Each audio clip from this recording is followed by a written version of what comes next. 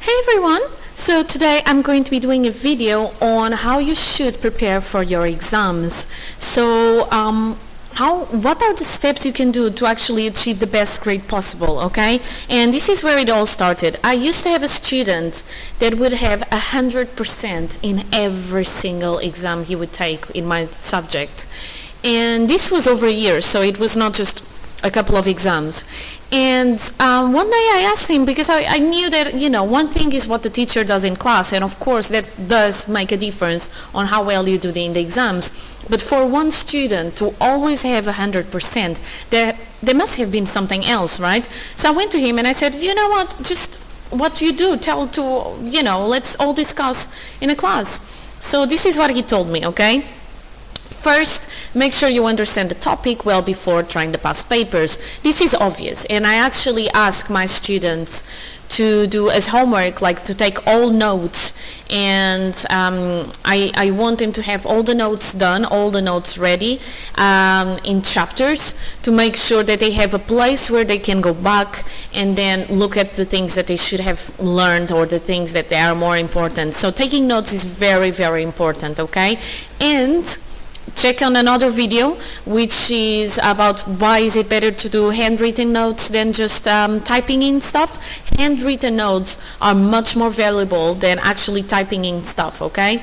But there you go. So take the notes, okay? Take notes, make sure you have everything done, exercises including maybe in your notes, okay? And then, of course, you need to do past papers, because especially in physics, which is my subject, practice is the best way forward, okay? Because it's not just about understanding the topic and going there and just doing it. There are techniques, there are things that are changing from one question to another. So when you do more past papers, there are many things that are going to help you. Number one, you are practicing as many exercises as you can. Do them. For physics is very important. Number two, you're getting used to the type of questions that come in. So if you see a certain question coming in basically every single exam, is quite likely that's something that is going to be in your exam, okay? So you get familiar with the questions. They are more likely to pop in as well.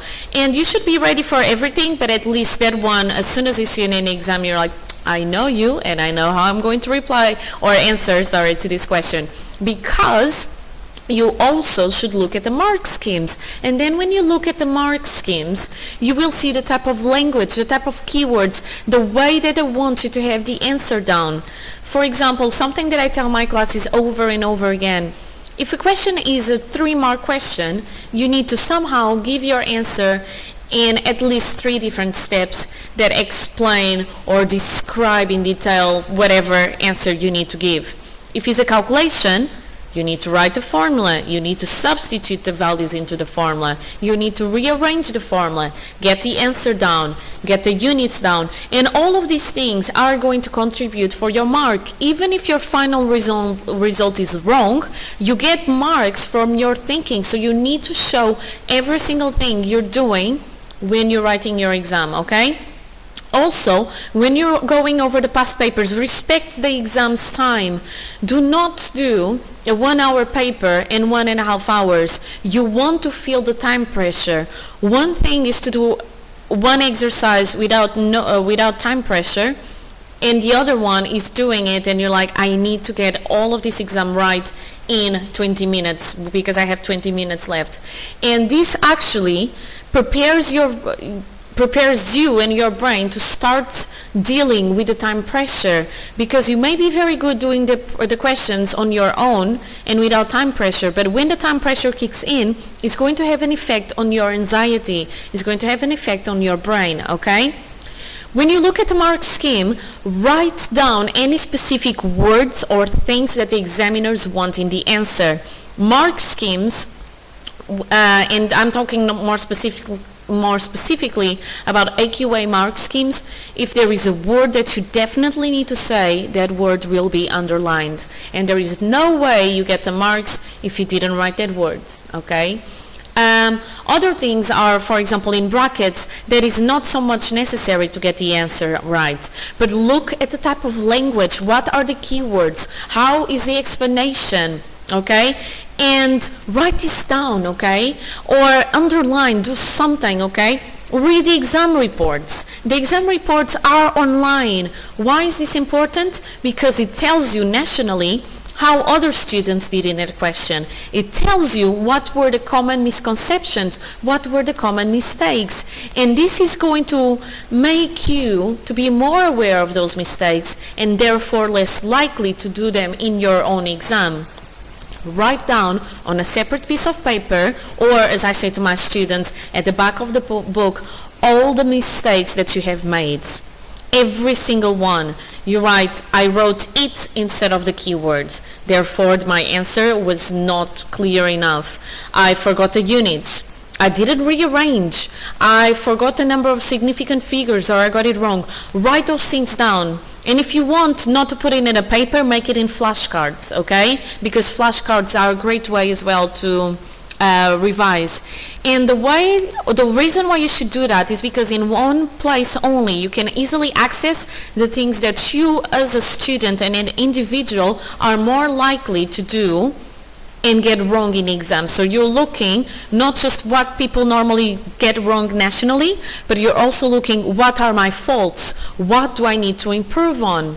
And then before the exam, because you should not be revising on the day of the exam, okay? It's important that you sleep before your exam. And this is going to be in another video, but on the day of the exam, it's not bad if you actually look at those mistakes and you're like, right, not writing it, getting the number of significant figures right, writing the equation, remember that kinetic energy, velocity must be squared, okay?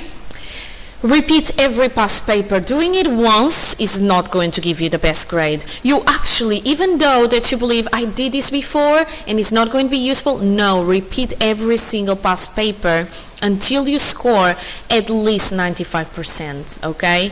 Because you may be ready for 100% in your exam, you may not get 100%. Things happen. So be there and go there with the maximum grade possible. You need to be ready to be at 100% because things can happen in that exam. And you repeat the papers because then you keep checking which mistakes you keep doing over and over again. Plus, you're getting the right way of answering the other questions right over and over again.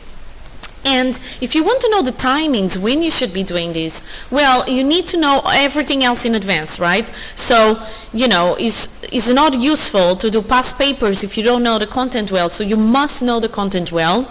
But the past exam training started at least 3 weeks before the exam. Have enough time to do it.